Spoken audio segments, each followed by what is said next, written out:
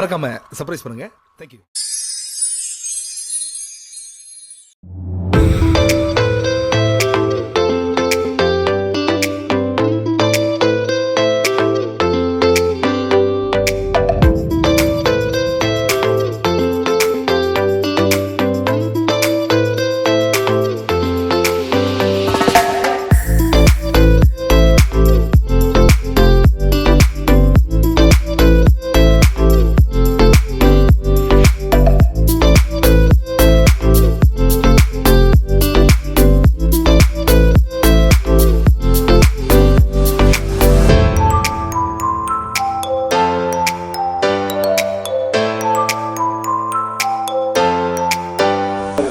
வணக்கம், அனைவருக்கும் வணக்கம். என் பேர் ஸ்தபதி குமரி ஆனந்தன். அது வந்து எங்களுடைய பாரம்பரிய தொழிலே இந்த கலைத்தொழில், இந்த கோயில் பார்க்குறது தான். ஆமாம், என்னுடைய அப்பா, என்னுடைய ஐயா, அவங்க அப்பா எல்லாருமே பாரம்பரியமாக வருது. நாங்கள் பேசிக்கலி விஸ்வகர்மா, நாங்கள் பாரம்பரியமாக இந்த தொழில் பண்ணிகிட்ருக்கோம். ஆனால் முதல்ல வந்து பார்த்திங்கன்னா எங்கள் அப்பா அவங்களாம் கல்லில் பண்ணாங்க எல்லாருமே. இப்போ அது கல் கொஞ்சம் குறையுமே நாங்களாம் வந்து மகாபலிபுரம் சிற்பக்கலை கல்லூரியில் 89-90 வந்து டிப்ளமா முடிச்சுட்டு, நான் சுதைன்னா சிமெண்ட்டில் பண்ணுறது, அதுக்கு படிச்சுட்டு இப்போ இந்த 30 வருஷ காலமாக சிமெண்ட்டும் பண்ணுறேன், பட் கல் தொழிலும் பண்ணுறேன், அப்பா தொழிலும் பண்ணுறேன். படித்ததுக்கான சிமெண்ட் தொழில் அதையும் நான் பண்ணுறேன். இப்போ நான் ஆமாம் ஆமாம். தாத்தா பேர் வந்து சுப்பையாச்சாரி. சுப்பையாச்சாரி. அப்பா பேர் வந்து ரத்தினமாச்சாரி. ஐயாவோட நான் அவ்வளோதான் பார்த்து ஒர்க்கு நான் பார்த்துருக்கேன். பட் அப்பாவோட நிறைய ஒர்க் நான் பண்ணியிருக்கேன். இன்றைக்கி ஸ்ரீபெரும்புத்தூரில் இன்றைக்கி வந்து ராஜீவ்காந்தி நினைவாலயம் இன்றைக்கி பண்ணியிருக்காங்க அப்படின்னா அது அப்பாவுடைய சப்கான்ட்ராக்ட். அப்பாவை தான் ஃபுல் ஒர்க் எல்லாம் அப்பா தான். அந்த அப்பாவோட கொஞ்ச நாள் ஒர்க் பண்ணேன். அப்புறம் நான் படிச்சுட்டு நான் என்னோட தொழிலை நான் தனியாக அப்படியே பண்ணேன். நான் ஒரு 30 வருஷம் பண்ணுறேன் சார். அது 100-150 வரைக்கும் அது நான் கணக்கு பண்ண சார், நிறையா இருக்கும். எங்கே நான் பண்ணது இல்லையா? நான் பண்ண நீங்கள் லோக்கல்னு எடுத்துக்கிட்டிங்கன்னா இப்போ அறந்தாங்கில் ஒரு பெரிய அங்காளம்மன் கோயில் பண்ணுறேன். அதுக்கப்புறம் இங்கே வந்து விட்டப்பா கோயில் புதுக்கோட்டையில், காமாட்சியம்மன் கோயில் புதுக்கோட்டை காமாட்சியம்மன் கோயில், இப்போ பிரகதாம்பாள் கோயில் புதுக்கோட்டை பிரகதாம்பாள் கோயிலில் எனக்கு ஒரு வாய்ப்பு கொடுத்துருக்காங்க. அங்கே வந்து ஒரு பெரிய ஒர்க் பண்ணிகிட்டு இருக்கேன் பிரகதாம்பாள் கோயில். எத்தனை? நான் 5 நிலை வரையும் பண்ணிக்கிறேன் சார். 5 நிலை பண்ணிக்க. இப்போ ஆந்திராவோட எனக்கு ஒர்க் நடந்துட்டு இருக்கு. ஆந்திராவில் வெளி மாநிலம் செஞ்சுட்டு இருக்கேன். நாங்கள் நிறைய மேக்ஸிமம் பார்த்தீங்கன்னா ஒரு 15 இயர்ஸ் ஃபுல்லாக நாங்கள் வந்து கர்நாடகா, கோவா வரையும் போயிட்டோம் நாங்கள். அந்தளவுக்கு. தமிழ்நாட்டில் மேக்ஸிமம் சார் நம்ம காஞ்சிபுரம் மாவட்டம், அதை பின்னா அந்த காஞ்சிபுரம் டிஸ்ட்ரிக்ட் ஒன்று அதான் அதிகமாக பண்ணியிருக்கோம். மேக்ஸிமம் புதுக்கோட்டை தான் சார். புதுக்கோட்டை தான் அதிகமாக நாங்கள் பண்ணிகிட்ருக்கோம். ஆமாம். இப்போ என்னோட ஒர்க் பண்ணுறவங்க யாருன்னா எல்லாமே மாயவரத்துலேருந்து வர்ற பசங்க மேக்ஸிமம் எல்லாம் வந்து இந்த தொழில் பண்ணுறவங்க அவங்க வந்து நல்லா பண்ணுறாங்க. பட் அவங்கள வச்சு நான் எனக்கு இப்போ எத்தனை ஒர்க்கு தேவை, எத்தனை ஒர்க்கர் எனக்கு தேவையோ அந்த அளவுக்கு நான் ரெடி பண்ணி நான் வேலையை நான் முடிச்சு கொடுத்துருவேன். ஆனால் அந்தளவுக்கு எனக்கு மேன் பவர் நிறையா இருக்குது நமக்கு. எல்லாமே இல்லை குறைஞ்சது ஒரு 25-30 பேர் ரெகுலராக ஒர்க் பண்ணிட்டு இருப்பாங்க. நான் படித்தது வந்து மகாபலிபுரத்தில் பார்த்தீங்கன்னா நான் வந்து சிற்பக்கலைகள் வந்து இந்த சிலை செய்கிறது தான் நான் படித்தது நான். பட் ஏன் மூலியமாக உருவான போனாங்க ஒரு எப்படி ஒரு குறைஞ்சது 7-8 பேர் இப்போ பண்ணிட்டு இருக்காங்க, தனியாக பண்ணிட்டு இருக்காங்க அப்படி நிறைய பேர் சார். எது ஒன்றுமே இப்போ நான் வந்து இப்போ அந்த சொன்னீங்களா நீங்கள் அந்த விராலிமலை மதுரை காளியம்மன் கோயில் வந்து அங்கே என்னென்னு கேட்டிங்கன்னா அந்த கோயில் 17 வருஷமாக காம்பவுண்ட் சுவர் கட்டி அப்படியே கிடந்தது. யாரும் பண்ணவே இல்லை, ஒன்றும் பண்ண முடியல, யார் கிட்ட பண்ணாலும் நடக்கலை. அப்புறம் நாங்கள் வந்து என்னை கூட்டி போனாங்க. நான் வந்து தென்னலூர் மாறி முத்துமரங்கள் நான் தான் பண்ணேன். அப்போ அவர் என்ன சொல்லி நான் அவர் மூலிமா அங்கே போனேன். அங்கே போய் பார்க்கும்போது பார்த்தீங்கன்னா ஒரு நம்ம சாஸ்திர பிரகாரத்துக்கு மீறி தப்பாக இருந்துச்சு அங்கே கோயில் எல்லாமே. ஒரு சின்ன விஷயம் கொஞ்சம் சரி பண்ணி ஒரு மூளை ஈசானி மூளை இடித்து எல்லாம் சரி பண்ணோம். ஆட்டோமேட்டிக்காக எல்லாமே பணம் வந்துச்சு. விறுவிறுன்னு கோயிலை பண்ணோம். அவங்களுக்கு ரொம்ப ரொம்ப திருப்தி. அவங்களுக்கு என்ன திருப்தினா இது நடக்குமோ நடக்காதோன்ற ஒரு ஃபீலிங்கில் இருந்தாங்க அவங்க. பட் நம்ம இதை பண்ணலாம் பார்த்துட்டு அவங்களே ரொம்ப ஆச்சரியம். இப்போ 2வது ஒர்க்கு கொடுக்குறாங்க. இப்போ நம்மகிட்ட எதுவுமே இதுவரை நான் இது அது ஒரு பெரிய ஒரு கிஃப்ட் என்னன்னு கேட்டிங்கன்னா நான் செஞ்ச கோயில் எதுவுமே பாதியில் நிற்கலை. எல்லாமே நான் அப்படியே கும்பாஷம் முடிஞ்சு எல்லாம் அப்படியே வந்து அது ஒன்றும் இல்லை. இப்போ நான் வந்து இப்போ நம்ம இழுப்பூர் பக்கத்தில் சீத்தப்பட்டின்னு ஒரு ஊர், அங்கேயும் கோயில் கட்டி 10 வருஷமாக 3 கோபுரம் கட்டி அப்படியே கிடந்துச்சு. ஆனால் அவங்க அந்த மதுரை காளிக்கு பாத்தியப்பட்டவங்க அந்த ஊர். கும்பாஷம் வரும்போது என்னை வந்து கன்சல்ட் என்னை கூட்டி போங்க, நான் வந்து உங்களுக்கு நான் சொல்கிறேன் அப்படின்னு. அப்புறம் என்னை கூட்டி போனாங்க. பட் அங்கே அந்த கருவறையினுடைய அளவு வந்து பொருத்தம் இல்லாமல் இருந்துச்சு. நம்ம படிச்சிருக்கனால அந்த பொருத்தத்தை பார்த்து அதை சரி பண்ணோட இப்போ 3 கோபுரம் வேலை முடிஞ்சு இப்போ வைகாசி மாதம் 22ஆம் தேதி கும்பாபிஷேகம். ஏன்னா நம்ம அந்த முறைப்படி அந்த சாஸ்திரம் அந்த ஆகமாக படித்து வந்தனால நிறைய விஷயங்கள் வந்து இப்போ என்னென்ன ஒரு விஷயம்னு கேட்டிங்கன்னா இப்போ எங்கள்கிட்ட ஒரு கொத்தனார் வேலை செய்கிறான்னு வச்சிங்களேன், இப்போ நீங்கள் வந்து ஒரு பெரிய ஒரு ஊருக்காரங்க நீங்கள், அவங்க என்ன பண்ணுறாங்க, கொத்தனார் வந்து என்ன தெரியும் அவனுக்கு, கோயில் கட்ட தெரியும், அவ்வளோதான், அளவு கொடுத்தா கட்டுமா அவ்வளோதான். பட் சாஸ்திரம் அது எதுவுமே தெரியாது அவனுக்கு. அவன்கிட்ட ரேட்டு பேசும்போது என்னன்னு கேட்டிங்கன்னா அவன் ரேட்டு கம்மியாக சொல்லுவான். அப்படியே என்ன பண்ணுவான், அவன் நம்பரை கொடுத்து அவன் அங்கே போயிடுவாங்க.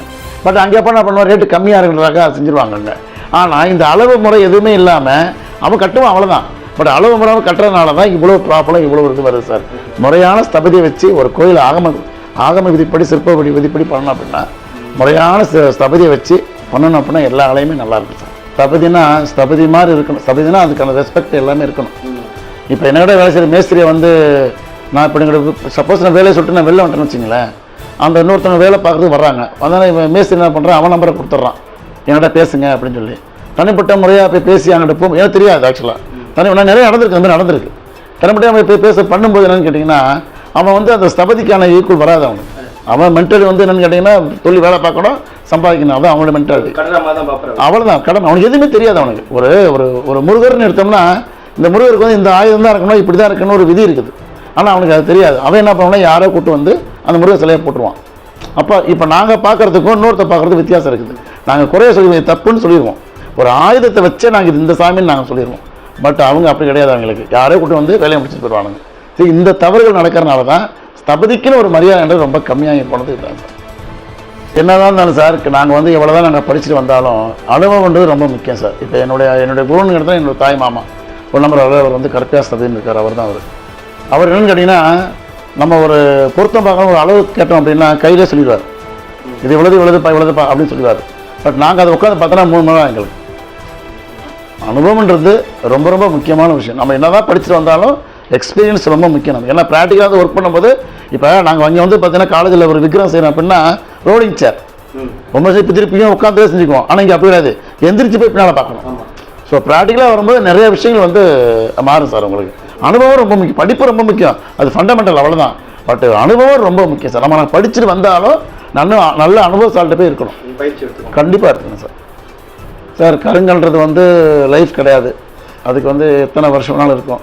எல்லாமே பொருளாதாரம் சார் முக்கியம். ஆனால் கருங்கல்லில் பண்ணுறது ரொம்ப வேல்யூ. அதனுடைய வைப்ரேஷன் ஆகட்டும், அதோடைய காலங்களாகட்டும், எல்லாமே அதோடைய இது தனி, அதோடைய இதே வேறு. அது சிமெண்ட்லன்றது நாங்களும் ஒரு கோயில் வச்சுக்கிறோம், நாங்கள் பண்ணிக்கிறோன்றதுக்காக தான் கோயில் சிமெண்ட்டில் பண்ணுறது.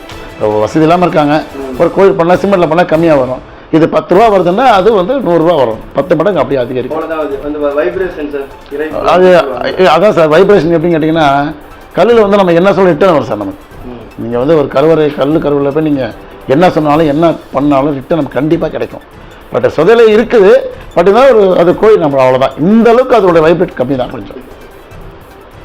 இப்போ வந்து சார் இந்த ஆலயம் அப்படிங்கிறது எதுக்கு சார் அமைச்சாங்க? அதான் சார், ஆலயன்றது என்னது, எல்லா மக்கள்லாம் ஒன்றா கூடணும், எல்லாம் ஒரு விசேஷம் எல்லாம் ஒன்றா வரணும், எல்லாம் கலந்துக்கணும்.